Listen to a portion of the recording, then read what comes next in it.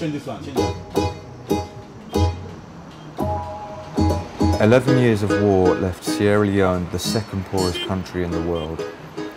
70% of the population are unemployed. When the war ended in 2002, music played a major role in rebuilding the country.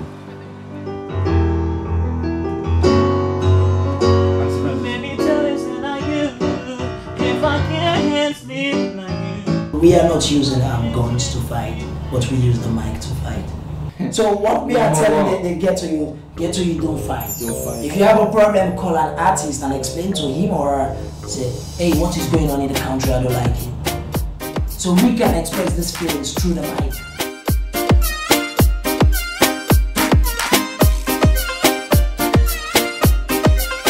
In the recent 2007 government elections, a group of musicians supported by the United Nations came together as Artists for Peace.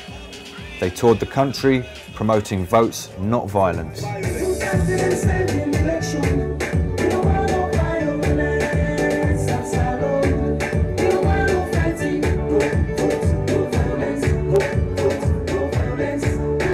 just hope the new government will not take the same path the old government did.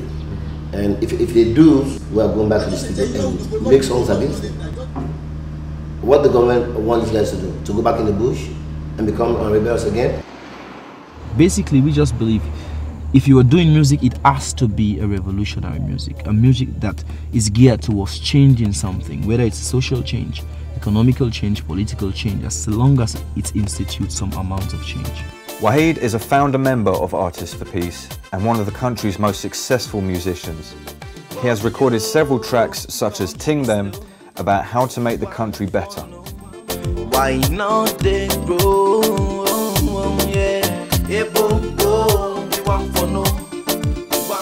In a country that has nothing, the music industry has the potential to provide many jobs, but it is struggling to pay even the successful artists. Thousands of young people are drawn to it, but they have to overcome many obstacles.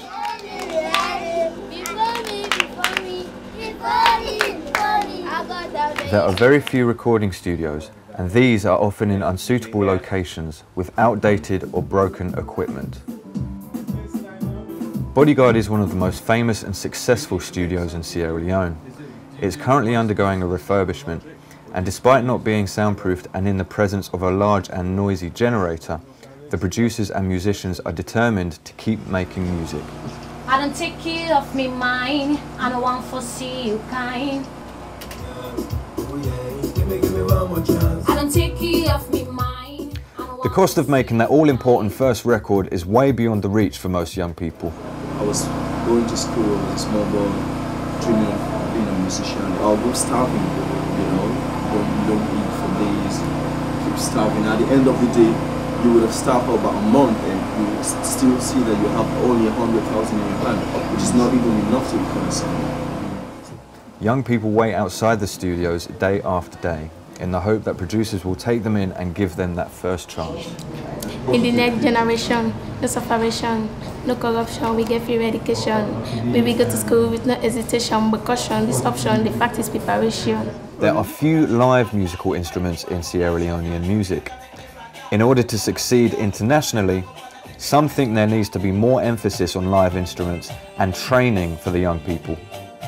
The few people who do actually use live instruments, maybe they will also use a rhythm guitar or a bass guitar, but all the other instruments are electronic. One of the big artists in Sierra Leone said, I want the bass line to sound tick, tick, tick. I said, sure, you know what is a bass line? I said, bass is guitar. No, that's not what I'm talking about. I was talking about the drums. So, you know, they don't even know. But I can tell you, 60–70% of all young people now want to do music. Balanta School in Freetown is the only music school in the country. They teach traditional African music alongside world music. We find that children who have finished secondary school, a lot of them drop out.